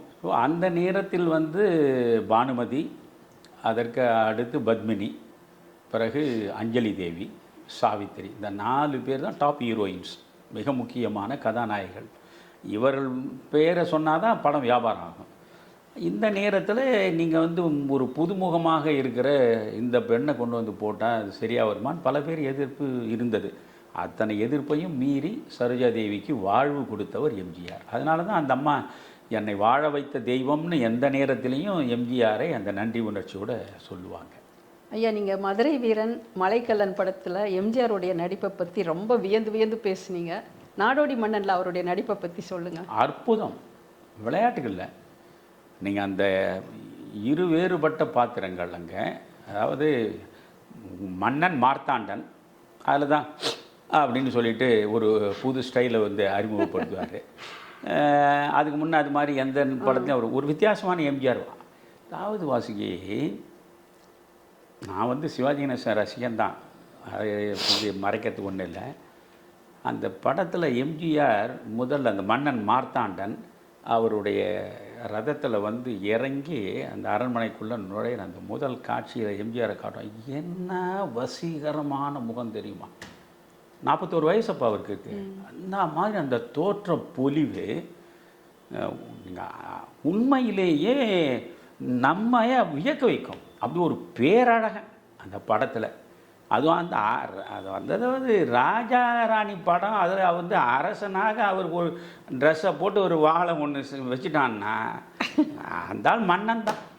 ஆனால் மன்னன் என்பதில் சந்தேகம் இல்லை. அந்த அப்படி ஒரு பொலிவோட அந்த 2 எம்ஜிஆரும் முதலாக ஒருவருக்கு ஒருவர் சந்திக்கிற காட்சி இருக்கு பாருங்கள், ரொம்ப அற்புதமாக இருக்கும். அது வந்து அந்த காலத்தில் 58லேயே அந்த கேமராவை அந்த மாதிரி பயன்படுத்தியிருப்பாங்க. மிகச்சிறப்பான நடிப்பு எம்ஜிஆர். இது அதாவது ஒரு எம்ஜிஆர் வந்து மன்னனாக அவரை வந்து எப்படியாவது கொலை செய்துவிட்டு இந்த இடத்துல வந்து நம்பியாரை மன்னனாக உட்கார வைத்து நம்பியாரை ஆட்டி படைக்கிற ராஜகுருவாக இருப்பது வீரப்பன் PS வீரப்பாவுடைய திட்டம். இதுதான் அந்த படம். அதனால் இது முதல் காட்சி. நீங்கள் இந்த படம் பார்த்தீங்கன்னா உங்களுக்கு வியப்பாக இருக்கும். இது 1958 வந்த படம். 1977 இந்த மனிதர் முதலமைச்சராகிறாரு. இந்த மனிதர் முதலமைச்சராக என்னைக்காவது ஒரு நாள் வருவான்னு கனவு கண்டாரா என்னன்னு தெரியல.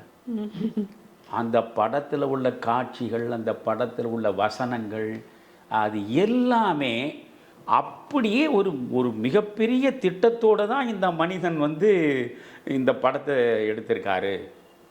அவருடைய அந்த பிம்பத்தை மிகப்பெரிய அளவு கொண்டு போய் சேர்ப்பதற்கு அவரே எடுத்துக்கொண்ட முயற்சி அது. அந்த படத்தில் உள்ள காட்சிகள் எல்லாம் இந்த இடத்துல தான் எம்ஜிஆர் சிறப்பாக நடிச்சிருக்காருன்னு நான் சொல்ல வேண்டிய அவசியமே இல்லை. எம்ஜிஆர் படம் முழுக்க அற்புதமாக நடிச்சிருக்கார் ரெட்டை வேடத்தில்.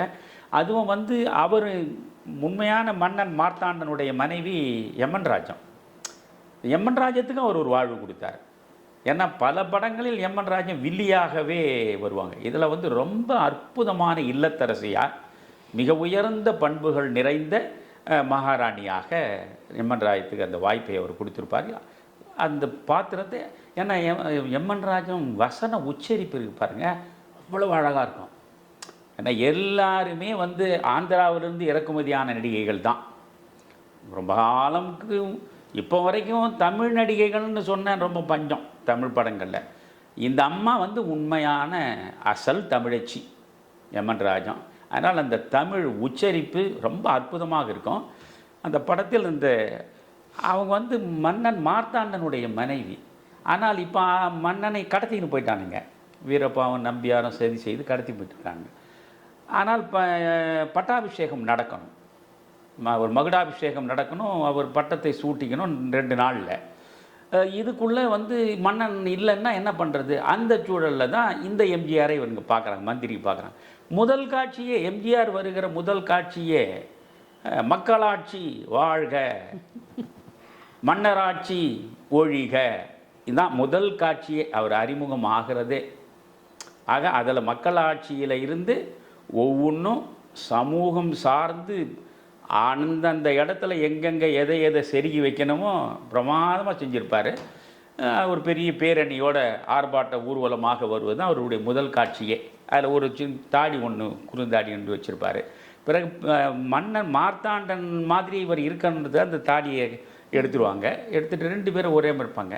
அதில் இந்த எம்என் ராஜம் இருக்கக்கூடிய அந்த அம்மாவுடைய அந்த புறத்தில் எம்ஜிஆருடைய படத்தை மாட்டி வச்சுருப்பாங்க. என்ன கொள்ளை அழகு தெரியுங்களா? எம்ஜிஆர் முழு ஒரு உருவ படமும் அவரை நிற்கிற மாதிரி இருக்கும் அந்த படம். அது வந்து பிறகு இவனை வந்து நடிக்கிற பொழுது இவன் தான் நம்முடைய கணவன் அப்படின்னு நினச்சி இந்த அம்மா அவனை நெருங்க பார்க்குறது. அது மாற்றான் மனைவியாச்சே அவங்கள் மெய் தீண்டுவதை விட மாபெரும் பாவம் வேறு எதுவுமே இருக்க முடியாது. இப்படித்தானே அவர் தொடர்ந்து படங்களில் நடித்து தன்னுடைய இமேஜை வளர்த்துருக்காரு. ஆனால் இவர் வந்து பதறி போவார், பதறி விலகுவார். இப்படி திரும்ப திரும்ப அந்த அம்மா நெருங்கி வரும்போதெல்லாம் இவர் விலகி செல்கிற ஒரு நிலையில் என்னை வந்து நீங்கள் ஏன் வெறுக்கிறீங்க, பழைய அன்பை ஏன் நீங்கள் மறந்தீங்க? அதெல்லாம் வசனம் கண்ணதாசன் சொல்லவே வேண்டியதில்லை, அற்புதமாக எழுதியிருப்பார். அது வந்து மரமே கருகி விட்ட பிறகு மலரால் மலரவா முடியும் அப்படின்லாம் அதில் வசனங்கள் வரும். அந்த இடத்துல வாசகி அவர் யார் என்பதை, நான் உன் கணவன் இல்லை என்பதை விளக்குவதற்கு நான் ஏன் இந்த வேஷம் போட்டேன் 5 நிமிடம் அந்த மனுஷன் கண்ணதாசனுடைய வசனத்தை, அது கண்ணதாசனும் ரவீந்தரும் சேர்ந்து எழுதினது. அதில் எந்த பகுதியை ரவீந்தர் எழுதினார், எந்த பகுதியை கண்ணதாசன் எழுதினார், யாருக்கு சிறப்பு போய் சேரும் நமக்கு தெரியாது. ஆனால் மின்னல் தெரித்தாம அந்த குரல், அந்த உச்சரிப்பு, ஒரு 5 நிமிடம் எம்ஜிஆர் அப்படி கட்டி போட்டுருவார் போல அந்த காட்சியில் ஒன்று. அதே போல் சண்டை காட்சி, எம்ஜிஆரோடு அதிகமாக வாள் சண்டை போட்டவர் திரைப்படங்களில் வீரப்பா தான். PS வீரப்பா, எம்ஜிஆர் 2 பேர் கத்தி தூக்கிட்டாவே அதுக்கு இணை சொல்லவே முடியாது அந்த காட்சியை. ஆக PS வீரப்பாவோடு அவர் கத்தி சண்டை போடுவது பெரிய அளவுக்கு அது பின்னால் கடைசி பகுதியில் வரும். நம்பியாரோடு 2 கட்டங்களில் போடுவார். ஐயோ, அதில் முதல் கட்டத்தில் நம்பியாரோடு அவர் அது போடுவார். அதில் என்னென்னா, அதில் என்ன அழகுனா, நீங்கள் ஒரு சண்டை ஒருத்தன் போடுறான்னா அவன் முகம் மாறும், முகம் கடூரமாக இருக்கும், இல்லை கோபம் இருக்கும், எல்லாம் சிரிச்சுக்கினே சாவடிப்பான் மனுஷன். எம்ஜிஆர் தான் அது முதல்ல அறிமுகப்படுத்தினது. அவர் முகம் கொஞ்சம் கூட வாட்டம் அடையாது. எதிரியை பந்தாடுகிற பொழுது அந்த புன்சிரிப்பு மாறாமலேயே அவர் சண்டை போடுவார். அந்த கத்தியை அப்படியே எடுத்து அந்த நம்பியாரோட ஒரு போடும் பொழுது அந்த கால் ஸ்டெப்பு அது இதை ஒன்று புரிஞ்சுங்க, 2 கையிலையும் ஒரே நேரத்தில் கத்தியை சுழற்றி சண்டை போடுற வல்லமை பெற்றவர் அவர் தான். அவருக்கு அடுத்து ரஞ்சன் அது மாதிரி போடுவாருன்னு சொல்லுவாங்கன்னு, நடிகர் ரஞ்சன் இருந்தது. மற்றபடி 2 கையாலையும் அது காரணம் அவர் சிலம்பம் நுணுக்கமாக கற்றறிந்தவர் என்பதனால 2 பக்கம் போடுவார். அது மாதிரி நம்பியாரோட ஒரு மோதுகிற காட்சி, PS வீரப்பாவோடு மோதுகிற காட்சி, கடைசி நேரத்தில் அந்த கயிற்று பாலத்தில் அவங்க ரொம்ப நேரம் காட்டுவான். ஆனால் வியப்பாக இருக்கும். அந்த 58 என்ன மாதிரியான முயற்சி எடுத்து எவ்வளோ சிரமப்பட்டு அது எடுத்திருக்காங்க. பிறகு அந்த கன்னி தீவே மெல்ல வெள்ளப்பெருக்கில் மூழ்கி போகிற அந்த காட்சியெல்லாம் ரொம்ப அற்புதமாக காட்டியிருப்பாங்க. எம்ஜிஆரை பொறுத்தவரை அது மறக்க முடியாத படம் தான். மலைக்கல்லன் வரைக்கும் அவர் நடித்தது என்பது வேறு. இதில் மலைக்கல்லனுக்கு அப்புறமாக இதில் மறுபடியும் அவர் ராஜாவாக தான் வரார். மலைக்கல்லனில் அவர் ராஜாவாக இல்லை, ராஜாவாக தான் வரார். ஆனால் ராஜன்னா அவர் தான் அதை வெற்றிகரமாக பண்ணார். அதனால தான் மக்கள் அதை ஆனந்த விகடனே என்ன விமர்சனம் எழுதுனான்னா, இதெல்லாம் அப்போ நான் இது 1958 வந்தது. நான் 48 டிசம்பரில் பிறந்தேன். எனக்கு 9 வயசு தான் இருக்கும். எல்லாமே நான் தெரிஞ்ச மாதிரி சொல்கிறதா, எல்லாவற்றையும் திரட்டி தான் உங்களுக்கு சொல்கிறேன். அப்போது ஆனந்த விகடன் விமர்சனம் எழுதினான். அதாவது கருத்தை அள்ளும் காட்சிகள், அற்புதமான வசனங்கள், பண நட்டத்தை ஏற்படுத்தும் திரைப்படம். என்னடா அதுன்னா, ஒரு முறை பார்த்தால் போதாது என்று திரும்ப திரும்ப பார்க்க வைத்து பண நட்டத்தை ஏற்படுத்துகிற படம். அப்போவே ஒரு முறை பார்த்தா போதாதுன்னு. இதில் இன்னொன்று பார்க்கணும், நீங்கள் இந்த படம் தமிழ்நாடு முழுவதும் மகத்தான வெற்றியை பெற்றது. அதாவது 1958 ஆகஸ்ட் மாதம் 15ஆம் நாள் சுதந்திர தினம் அன்றைக்கு இதை வெளியிடுவதாகத்தான் அவருடைய திட்டம். கடைசி நேரம் வரைக்கும் அவர் படத்தை மெருகேற்றிக்கினே இருக்கார். படம் ரிலீஸ் டேட்டெல்லாம் தெரிவிச்சாச்சு, தேதியெல்லாம் அறிவிச்சிட்டாங்க. ஆனாலும் இன்னும் கொஞ்சம் வேலைகள் இருந்தது. நீங்கள் படம் தொடங்கும் போதே செந்தமிழே வணக்கம்னு டிஎம்எஸ்னுடைய பாடலோடு தான் அந்த படம் தொடங்கும் முதல் காட்சியே. அவருக்கு அந்த படத்தை போட்டு பார்க்குற பொழுது டிஎம்எஸ்னுடைய குரல் அவரை கவரலை, அந்த பாட்டுக்கு பொருந்தலை. இதை விட சீர்காழி, அதே படத்துலேயே சீர்காழி உழைப்பதிலா இன்பம்னு ஒரு பாட்டு வரும். அற்புதமாக சீர்காழி பாடிப்பார். அதனால் நீங்கள் சீர்காழியை கொண்டு மறுபடியும் அதை இந்த பாட்டை பாட வைக்கலான்னு கூட முயற்சி பண்ணியிருக்கார். ஆனால் அதுக்கெல்லாம் வாய்ப்பு இல்லை. சென்சார் போர்டுனுடைய நிர்பந்தம், அவசர கோலத்தில் சரி இருக்கட்டும் இந்த பாட்டைன்னு வச்சாங்க. கடைசி வரைக்கும் முயன்று பண்ணது. பேரகன், கிருஷ்ணா, உமா 3 திரையரங்குகளில் தான் வந்தது. இந்த 15ஆம் தேதி வரல படம், 22ஆம் தேதி தான் வந்தது.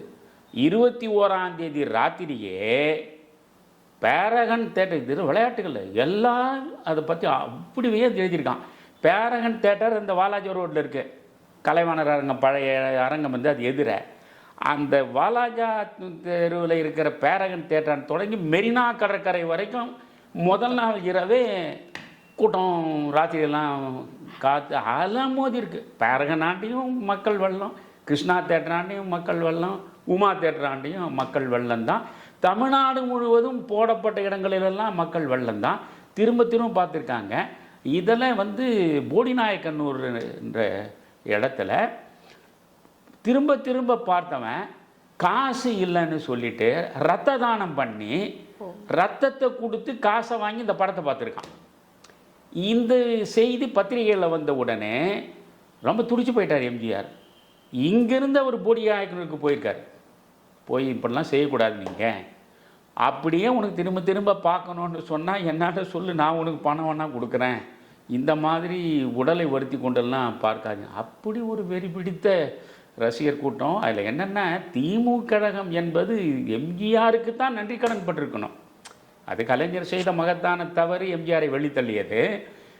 அன்றைக்கு யாரும் செஞ்சிருக்க மாட்டான். நாடோடி மன்னன் எம்ஜிஆர் பிக்சர்ஸ்னு ஃபஸ்ட்டு முதல்ல தொடங்கும் போதே 2 பேர் அப்படியே திராவிட முன்னேற்ற கழக கொடியை பிடித்த மாதிரி தான் எம்ஜிஆர் பிக்சர்ஸ். முதல் முறையாக திமுகவுடைய கொடியை அந்த படத்தில் அவர் காட்டியது தான் கடைசி கிராமம் வரைக்கும் அந்த கட்சியை கொண்டு போய் சேர்த்தது. எனவே வரலாறு காணாத வெற்றி. 2 படம் தான் அது வரையிலும் 1 கோடி ரூபாய்க்கு மேலே வசூலை பெற்றது. முதல்ல மதுரை வீரன், அதுக்கு அடுத்து நாடோடி மன்னன். அது மாதிரி வசூலை அப்போ அது வரைக்கும், அதுக்கு பின்னாலெல்லாம் மற்ற படங்கள் வந்து அதை விட வசூல்லாம் வந்திருக்கு. அது வரைக்கும் ஆக 2மே மிக அற்புதமான வெற்றி. எம்ஜிஆருடைய நடிப்பு இப்பொழுது பார்த்தா கூட சலிப்பே வராது. அந்த அரச கோலத்தில் அவர் நடித்திருக்கிற இடங்கள், குறிப்பாக பானுமதியும் அவரும் வரக்கூடிய இடமெல்லாமே ரொம்ப அற்புதமாக இருக்கும். சந்திரபாபு அவர்கள் நாடறிந்த மிகப்பெரிய ஒரு நகைச்சுவை நடிகர். இந்த படத்தில் சகாயம்ங்கிற பாத்திரத்தில் நடிச்சிருக்கிறாரு. அவருடைய நடிப்பு இந்த படத்தில் எப்படி உங்களை கவர்ந்திருக்கு? எனக்கு எப்பொழுதுமே நான் தமிழில் வந்த நகைச்சுவை நடிகர்கள்லேயே எனக்கு அதிகமாக பிடித்தவர் சந்திரபாபு தான். ஏன்னா வேறு எந்த நகைச்சுவை நடிகருக்கும் சந்திரபாபு மாதிரியான அந்த பாடி லாங்குவேஜ்னு சொல்கிறோமே, அந்த உடலை விதவிதமாக வெளிப்படுத்துகிற ஆற்றல் வேறு யாருக்கும் அப்படி கிடையாது. அது மாதிரி பாட யாராலும் முடியாது, அப்படி நடனம் ஆட யாராலும் முடியாது. நடனம், பாட்டு, நடிப்பு என்று எல்லாம் சேர்ந்த ஒரு நகைச்சுவை நடிகனை தமிழ் திரையுலகம் சந்திரபாபுவின் மூலமாக தான் கண்டது. அவருடைய அசைவுகள் எல்லாமே மேல்நாட்டு பாணியில் தான் அவருடைய நடிப்பெல்லாம் இருக்கும். என்னென்ன வந்து உங்களுக்கு இப்போது மதுரை வீரனில் டிஎஸ் பாலையாவை பற்றி நம்ம சிரிக்க சிரிக்க பேசணுன்னா அந்த வசனங்கள். நீங்கள் மலைக்கல்லனில் நம்ம டிஎஸ் துரைராஜை பேசணுன்னா அவர் சலிச்சிங்கன்னா அப்பப்போ பேசுகிற வசனங்கள். இங்கே வசனங்களுக்கு பெரிய வாய்ப்பு அவருக்கு. அவருடைய நடை உடை தான். அதாவது இந்த நகைச்சுவை வேடத்தில் இந்த காட்சிகளை நீங்கள் நேராக தான் பார்க்கணும். அது ஒரு காட்சியில் வந்து முட்டையெல்லாம் சாப்பிடுவார். அவர் முட்டைங்கள்லாம் சாப்பிட்டுருப்பார். அவனை வந்து துரத்தி வந்து இது பண்ணதான் அந்த பெண்கள்லாம் வந்து தண்ணி கேட்பார் குடிக்கிறதுக்கு. அவங்க தண்ணி எடுத்து கொடுப்பாங்க, குடத்துலேருந்து ஊற்றுவாங்க. அந்த தண்ணியை குடிக்காமல் குடிச்சிட்டு வாயில் இருந்து ஒரு கோழி குஞ்சை வெளியே விடுவார். அதை எம்ஜிஆர் எழுதியிருக்காரு. இந்த மாதிரி சொன்னால் கேட்க மாட்டான் இந்த ஆள், இது எதுக்கும் அடங்காதவன், இது வேண்டாம்யா, உனக்கு வந்து கோழி குஞ்சியை வாயில் வச்சுக்கிட்டீங்கன்னா அது ஏதாவது கொத்தும், உனக்கு உள்ளுக்குள்ளே வாய்க்குள்ளே ஏதாவது பிரச்சனை வரும்னு எவ்வளோ சொல்லியும் கேட்கல. கோழி குஞ்சை வாயில் வச்சு நான் அதை வெளியே வரா மாதிரி அந்த காட்சி ஏற்பார். அதே மாதிரி மரத்து மேலே ஏறி மரத்தை பொத்துன்னு அப்படியே கிளை உறிஞ்சி விடுற மாதிரியான காட்சிகள் எல்லாவற்றையுமே அவருக்கு வந்து காட்சி தத்ரூபமாக இருக்கணும். நீங்கள் மரகதம் படம் பார்த்தீங்கன்னா வியப்பாக இருக்கும். அடுப்பு எரியிற அடுப்பு மேலே ஏறி வந்துப்பார். அதாவது இந்த குரங்கு சேஷ்டைன்னு சொல்கிறான் இல்லையா, உடல் மொழியே அப்படிதான் இருக்கும். குரங்கு சேஷ்டைய தன் உடல் மொழியில் அது வந்து சந்திரபாபுவை இதை பேசினார் அதை பேசினார்னு சொல்லி நம்ம சிரிக்க முடியாது, பார்த்து சிரிக்கணும். அதுலேயும் குறிப்பாக கன்னித்தீவுக்கு போயிட்ட பிறகு இவர் எலும்புத்தோலுமாக தான் இருப்பார் அந்த காலத்து சந்திரபாபு. அது டிபி முத்துலட்சுமி அந்த அம்மா கூட அந்த அம்மா வந்து புருஷன் புருஷன் புருஷன் புருஷன் புருஷனை தியானம் பண்ணோம். புருஷன் வேணும்னு சொல்லிட்டு நான் ரொம்ப ரசித்து அந்த ஒரு காட்சியை. இது புருஷன் புருஷன் புருஷன்னு பூஜை பண்ணிட்டு இருக்கும்போது இவன் துரத்தின்னு வருவானுங்க. துரத்தி வந்து அந்த ரூம் அறைக்குள்ளே உள்ளே போயிடுவான். உள்ளே போனது அது கண்ணை திறந்து பார்க்குது. எனக்கு புருஷன் கடிச்சிட்டான் புருஷன் கடிச்சிட்டான் அப்படின்னு சொல்லிட்டு நீ தான் என்ன கல்யாணம் பண்ணிக்கணும். அதை பார்த்த உடனே பயப்படுவார். உன்னை பையனை அப்புறம் அந்த அம்மாவுடைய உடன் பிறந்தவன்லாம் சேர்த்து வற்புறுத்தி இவனை மரத்தில் கட்டி போட்டு நீ கல்யாணம் பண்ணிக்கிறேன்னு சொன்னா தாண்டா உன்னை விடுவோன்னு ரொம்ப இது பண்ணணும். அந்த நேரத்தில் யோ ஏயா கிழவியை போய் கல்யாணம் பண்ண சொல்கிறீங்க. அவன் சொல்லுவான், கண்ணி கழியாமல் இன்னும் எவ்வளோ நாளைக்கா இருப்பா, அவளை நீ கல்யாணம் பண்ணிக்கணும்னா கிழவியை போய் கல்யாணம் பண்ண சொல்கிறியாண்ணா. டேய், என் தங்கச்சியை கிழவின்னு சொல்கிறியான்னு கத்தி எடுத்து போய் கழுத்து வைப்பான். குத்தாத கத்தி கழுத்தில் வெட்டிடும். நான் சொன்னதுடைய அர்த்தம் நீ புரிஞ்சுக்கல. என்ன அர்த்தம் புரிஞ்சு? கிழவி நீ அறிவில் கிழவியா? அவ்வளோ அறிவில் கிழவின்னு சொன்னையா அப்படின்னு சொல்லுவார். அந்த காட்சிகளில் அவன் அந்த முத்துலட்சுமியானவர் மாட்டிக்கின்னு கல்யாணம் பண்ணுறது அதெல்லாம் ரொம்ப நகைச்சுவையாக இருக்கும். படத்துடைய வெற்றிக்கு சந்திரபாபுனுடைய பங்களிப்பு முக்கியமானது. ஏற்கனவே நீங்கள் கண்ணதாசன், ரவீந்திரன் அவங்களுடைய வசனங்களை பற்றி பேசுனீங்க.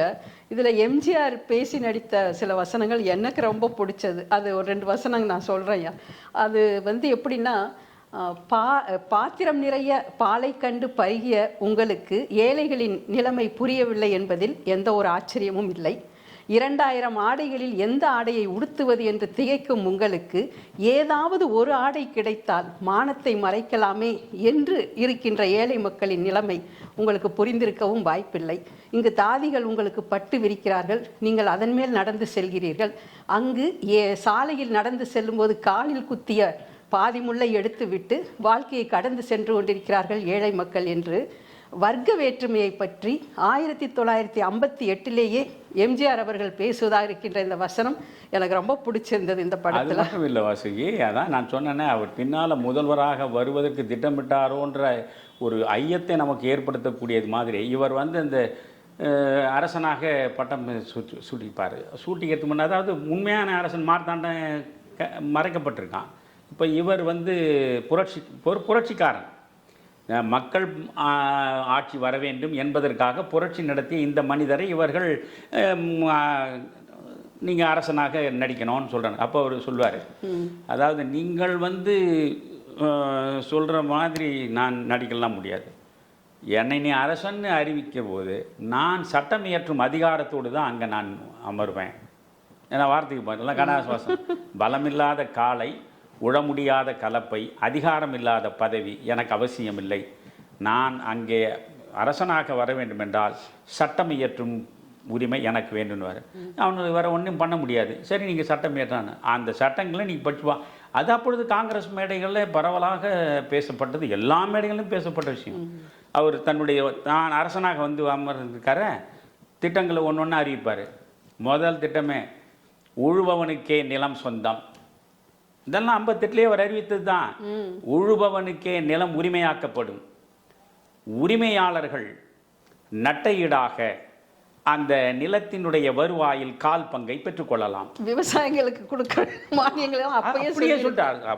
இப்படியே சொல்றாரு, உழுபவர்களுக்கு நிலம் உரிமையாகும், நிலத்தின் உரிமையாளர்களுக்கு நட்டையீடாக அந்த நிலத்தின் வருவாயில் கால் பங்கு கொடுக்கப்படும். இது முதல் அறிவிப்பை சொல்லுவார். பிறகு அடுத்தது, இந்த பெரிய பெரிய அரண்மனைகளில் வாழக்கூடியவர்கள், சிறிய எண்ணிக்கையில் இருந்து கொண்டு பெரிய அரண்மனைகளில் வாழக்கூடியவர்கள், அவர்கள் தங்களுக்கான ஒரு பகுதியை மட்டும் ஒதுக்கி கொண்டு மற்ற அனைத்திலும் குடிசையில் இருக்கக்கூடியவர்களை கொண்டு அமர்த்த வேண்டும் அப்படின்னு ஒரு சட்டம் சொல்லுவார். வீரப்பாவு தான் ராஜகுரு, பயங்கர கோபம் வந்துடும் அவருக்கு. அதே மாதிரி எம்ஜி சக்கரபாணியோட அண்ணன், அவர் அரசியல் ஆலோசகராக வருவார். அவர் உடனே குடிசையில் இருப்பவர்களெல்லாம் அரண்மனைக்குள்ளே விட்டால் குடிசைகள் என்னாவது அப்படின்னு கேட்பார். வேண்டப்படாத குடிசைகள் அனைத்தும் கொளுத்தப்படும் அப்படின்னு சொல்லுவார். அதுக்கப்புறமா முதல்ல விவசாயிகளுக்கு நிலத்தை உரிமையாக்கிட்டார், உழுபவனுக்கே நிலம் சொந்தன்ட்டார். அடுத்து 2 ஆண்டுகள் விளைச்சல் இல்லாமற் போனால் அந்த விவசாய குடும்பங்களின் தேவைக்கு ஏற்ப அரசு மானியம் வழங்கப்படும். அப்போவே சப்சிடி மானியத்தை 58ல் இவர் அறிவிக்கிறார், மானியம் வழங்கப்படும். அப்புறம் குடிசைகளெல்லாம் பங்களாவுக்குள்ளே வந்துடணும். அப்போ குடிசைகள் கொளுத்தப்படும். குடிசைகள் இல்லாத ஒரு சமூகமாக அது மாற்றப்படணும். அப்புறம் அதுக்கு பிறகு அடுத்து முதலீடு செய்யக்கூடியவர்கள் தாங்கள் செய்த முதலீட்டில் நடக்கக்கூடிய நிறுவனங்களில் வரக்கூடிய லாபத்தில் 10%. அப்போ சதவிகிதம்ன்ற வார்த்தையை சொல்லணும். 10 பங்கை முதலாளிகள் எடுத்துக்கொள்ளலாம், மற்றவை அனைத்தும் தொழிலாளர்களுக்கு பிரித்து தரப்படும் சொல்லுவார். அப்புறம் அதுக்கு அடுத்து 5 வயதான எல்லா பிள்ளைகளும் கட்டாயமாக பள்ளி கல்வியை பெற்றாக வேண்டும். அப்படி பள்ளிக்கூடத்திற்கு அனுப்ப தவறுகிற பெற்றோர்கள் தண்டிக்கப்படுவார்கள். அதையும் சொல்லுவார். அப்புறம் அதுக்கப்புறம் அதுதான் உச்சகட்டம். இதுதான் எல்லா இடங்கள்லையும் பேசினது. அதான் ஒவ்வொரு விவசாய குடும்பத்திற்கும் ஒரு வீடு, ஒவ்வொரு விவசாய குடும்பத்திற்கும் ஒரு வீடு. முதலீடு செய்யக்கூடியவர்கள் அவர்கள் லாபத்தில் 10 பங்கை மட்டும் எடுத்துக்கொள்ளலாம், மற்றவை அனைத்தும் தொழிலாளர்களுக்கே பிரித்து கொடுக்கப்படும். ஒன்று வீரப்பக்கம் வரும். நீங்கள் சொல்வதை பார்த்தால் பணக்காரர்களே இருக்க மாட்டார்கள் போல் இருக்கிறதே அப்படின்னா தவறு. பணக்காரர்கள் இருப்பார்கள், ஏழைகள் இருக்க மாட்டார்கள் அப்படின்னு அது ஒரு திருத்தம் கொடுப்பாரு. எல்லாவற்றிலையும் அது மிகப்பெரிய விஷயம். மக்கள் அனைவரையும் ஈர்த்தது இந்த வாக்குறுதி தான். ஒவ்வொரு விவசாய குடும்பத்தில் இருப்பவர்களுக்கும் ஒரு வீடு, அதற்கு பிறகு 5 காணி நிலம், 2 காளை மாடு, 2 காளைகள், பிறகு ஒரு கலப்பை, 4 கோட்டை விதை, இவ்வளவும் அரசு வழங்கும். நல்லா கவனிங்க. ஒரு விவசாய குடும்பத்துக்கு ஒரு ஆளுக்கு ஒரு வீடு, அது 5 காணி நிலம். மிக முக்கியமாக தீண்டாமை பேசுபவர்கள், கோயிலில் நுழையக்கூடாது என்பவர்கள், உயர்வு தாழ்வு கற்பிப்பவர்கள் 2 ஆண்டுகள் கடும் தண்டனைக்கு உள்ளாவார்கள். அதுக்கப்புறம் கற்பழிப்பவர்களுக்கு மரண தண்டனை. இவ்வளவும் 58 அந்த நாடோடி மன்னன் படத்தில் அவர் வரிசையாக இவையெல்லாம் இந்த ஆட்சியில் நிறைவேற்றப்படும் அப்படின்னு சொல்வார். அதனால தான் அவர் ஆட்சிக்கு வந்த உடனே இந்த காங்கிரஸ் மேடையில், ஏன் நீங்கள் தான் 1958 ஆளுக்கு ஒரு வீடு கொடுப்பேன், 5 காணி நிலம் கொடுப்பேன், அதுக்கு பிறகு 2 காளை மாடு கொடுப்பேன், ஒரு உழுகலப்பையை கொடுப்பேன் அப்படின்லாம் சொன்னீங்க, எங்கே கொடுத்த அப்படின்னு கேட்பாங்க.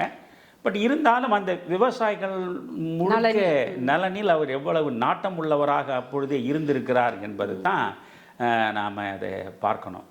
நகரத்தில் இருப்பவர்களுக்கெல்லாம் ஒன்றுமே கிடையாதா? விவசாயிகளுக்காகவே ஏராளமான சலுகைகளை வழங்கி கொண்டே இருக்கிறீர்களே. அப்படி என்றால் நகரங்களில் இருப்பவர்களை பற்றி நீங்கள் கவலைப்படவில்லையா? ஏன் கவலைப்படவில்லை? நகரங்களில் இருப்பவர்களுக்கு திறமைக்கேற்ற வேலை, தேவைக்கேற்ற ஊதியம் தானாக வழங்கப்படும் அப்படின்னு சொல்வார்.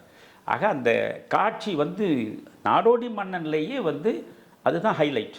அந்த ஒரு காட்சி அவர் ஆட்சி பொறுப்பை ஏற்கிற அந்த நேரத்தில் அவர் மக்களுக்கு வழங்கக்கூடிய வாக்குறுதிகள், அதை கண்ணதாசனையும் ரவீந்திரனையும் வச்சு மிக அழகாக எழுத செய்து அதை அவர் வெளிப்படுத்தியிருப்பார். எனவே ஒரு சமூகம் சார்ந்த சிந்தனைகளை எப்படியாவது வசனத்திலோ பாட்டிலோ பாத்திர வார்ப்பிலோ வெளிப்படுத்துவதை இயல்பாக நடத்தி வெற்றிகரமாக பவனி வந்தவர் தான் எம்ஜிஆர்.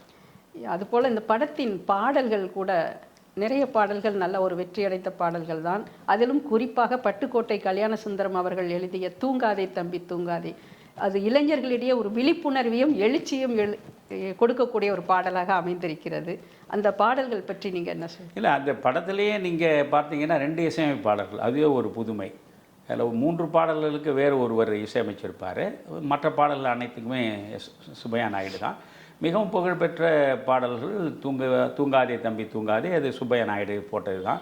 சும்மா கடந்த நிலத்தை கொத்தி சோம்பல் இல்லாமல், அது அவருடைய சிந்தனை முழுவதையும் வெளிப்படுத்திய ஒரு பாடல். அது ஏற்கனவே அவர் கம்யூனிஸ்ட் இதழில் எழுதின ஒரு பாடல். அந்த பாடலை கொஞ்சம் மாற்றி இந்த படத்துக்கு கல்யாண சுந்தரம் கொடுத்தாரு. அதனால் அந்த தூங்காதே தம்பி தூங்காதே, சும்மா கடந்த நிலத்தை கொத்தி என்கிற 2 பாடலுமே எம்ஜிஆருக்கு மிகவும் பிடித்த பாடல்கள். அந்த நேரத்தில் தமிழ்நாடு முழுவதும் இந்த திரையரங்குகளை ஒட்டி அந்த டூரிங் தியேட்டர்னு சொல்லுவான், அந்த மாதிரி இருக்கிற இடங்கள்லாம் எப்பொழுது பார்த்தாலும் இந்த பாடல்கள் ஒலித்து கொண்டே இருக்கும். எனவே அவருடைய கொள்கையை வெளிப்படுத்துகிறார் போன்ற இந்த பாடல்கள். குறிப்பாக தூங்காதே தம்பி தூங்காதே என்பது அது ஒரு பாடமே நடத்தலாம்.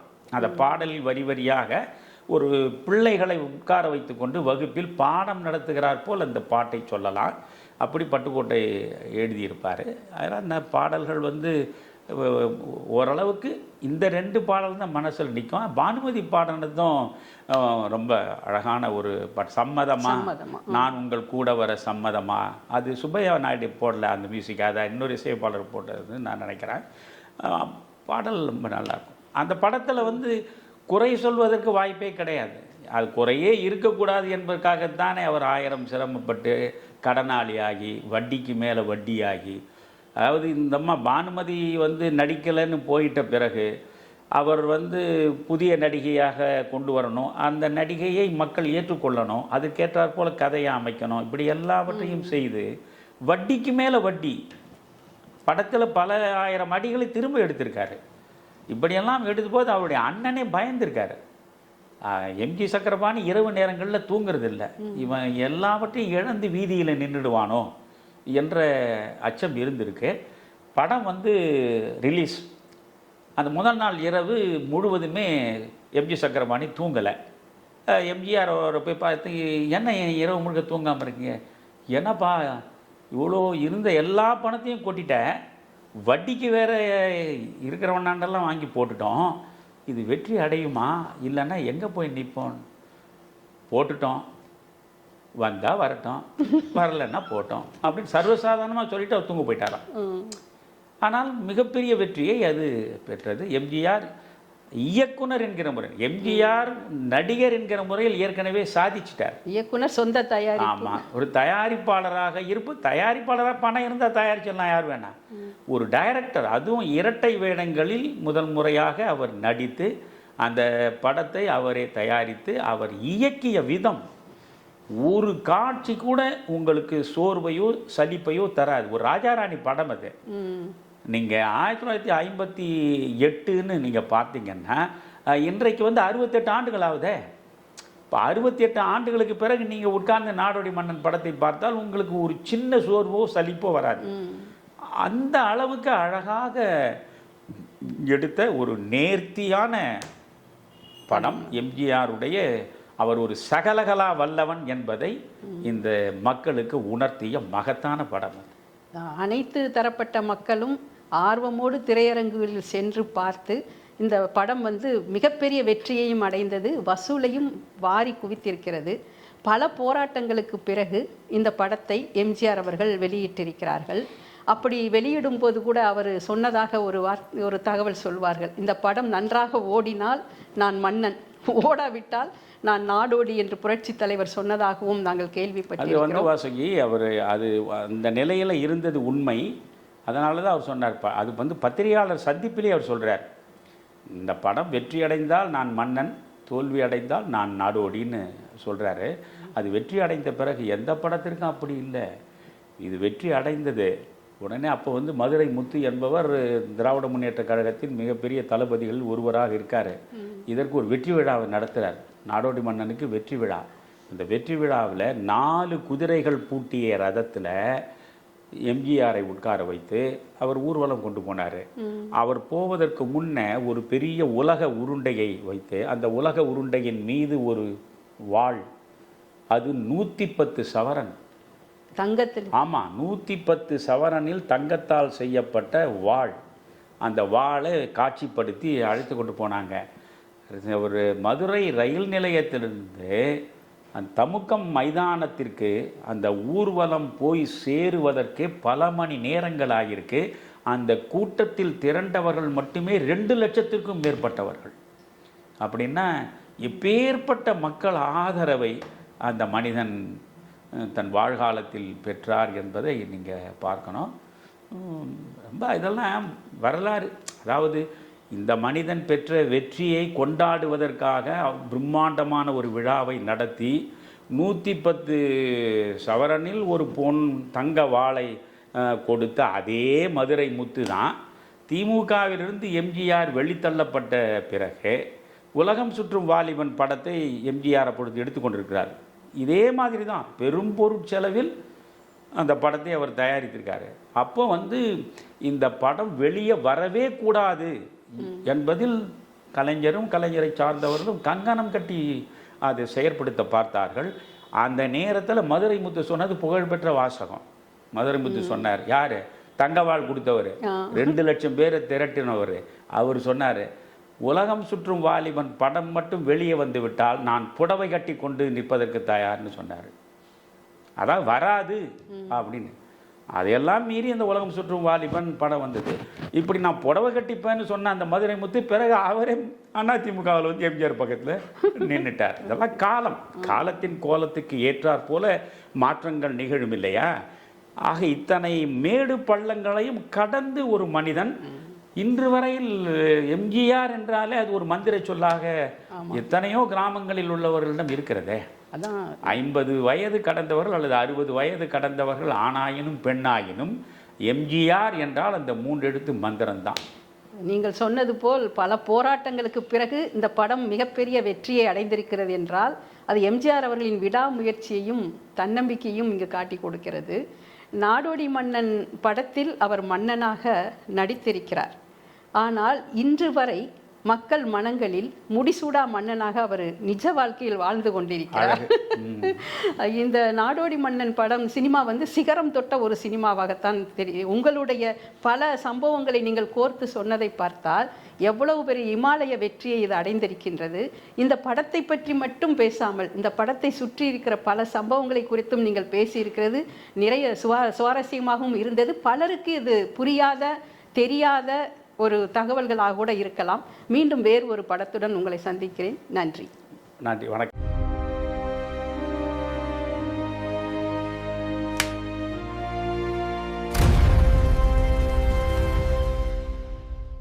விறுவிறுப்பான அரசியல் நிகழ்வுகள் குறித்த ஆய்வுகள், நியாயங்களின் நிறம் மாறாத கூர்மையான விமர்சனங்கள், தீமைகளை சுட்டெரிக்கவும் நல்ல அரசியலை வளர்த்தெடுக்கவும் அறிவார்ந்த விவாதங்கள், இளைய தலைமுறையிடம் விழிப்புணர்வை ஊட்டும் விரிவான வரலாற்று விளக்கங்கள், கலை, இலக்கியம், ஆன்மீகம், பண்பாடுகளை படம் பிடித்து காட்டும் கருத்தோவியங்கள் வாரந்தோறும் உங்கள் தமிழருவி தர்பாரில் அணிவகுக்கும்.